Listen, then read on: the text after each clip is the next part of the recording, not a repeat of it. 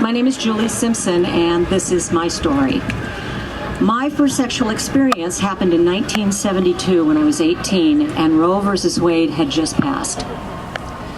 I had my first experience, and it left me pregnant with a sexually contracted disease, and I was abandoned by the father. I chose to put my little girl up for adoption, for it seemed to be the right thing to do. And my father told me, when I told him that I was pregnant, he said, "Well, I'm glad that you decided to do that instead of having an abortion." Desperate to be in love and to replace the daughter that I gave birth to, the first one, I married the first man who asked me. That marriage ended in divorce 8 months later with no baby. I decided to set my sights on my singing and acting career, which brought me to the Bay Area and a new playing field to look for love.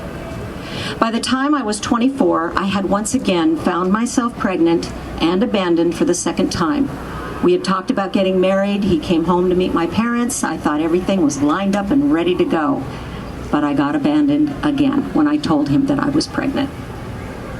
I regretted giving up my daughter, and I did not want to do it again, so I decided to keep this baby.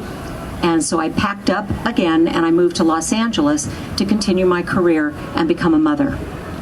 Upon arriving in Los Angeles, I was convinced by a friend to go and talk with someone at Planned Parenthood to make an informed choice about this very important decision I thought I had already made.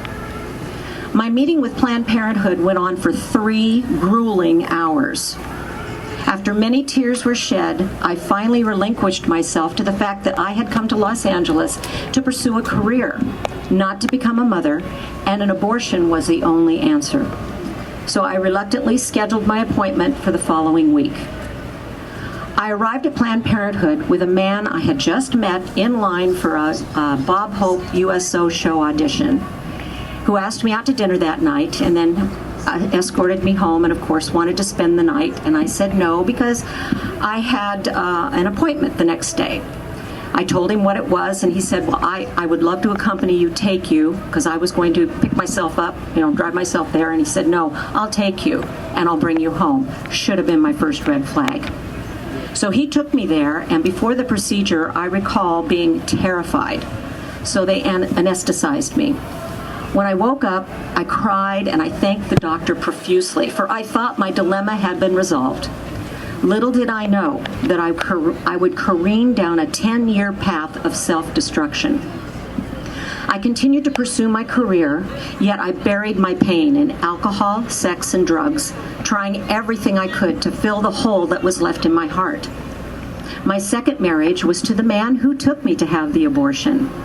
It lasted 3 years due to his physical and verbal abuse.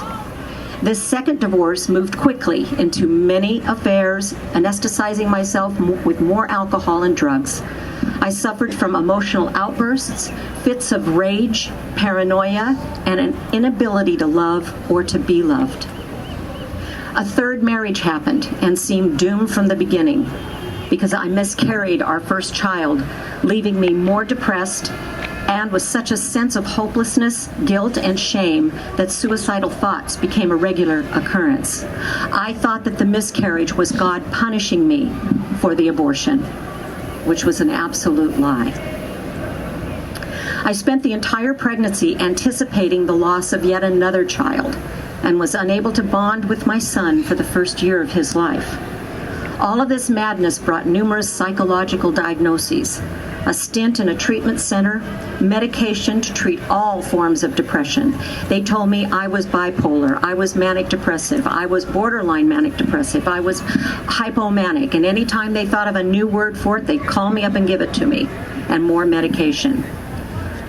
So this nearly destroyed my third marriage, as the gentleman Bruce was speaking about. But then I surrendered my life to Jesus Christ. He came into what was left of a heart that had been bludgeoned with bad choices. I received healing through the Forgiven and Set Free program, and now I counsel other hurting women. My third marriage will be 39 years in May. And in Hollywood, if you're on number 3, you usually got the red dress on the bed looking for number 4, and you're peeking around the corner for 5 and 6, okay? So praise God for that. But it had been restored, and I have been delivered from 10 years of debilitating depression and antidepressant drugs. God replaced the children I miscarried and aborted with my two wonderful sons, David and Scott, and he reunited me with the daughter I gave up for adoption. Yes, he did. She came down, she lived with me. I fed her breakfast, lunch, and dinner, and took her to Disneyland and lent the car to him. Well, that wasn't so smart. But she came back into my life. Is that amazing? So God can restore anything. So what Satan tried to destroy, God has restored. And that's why I am silent no more. Amen.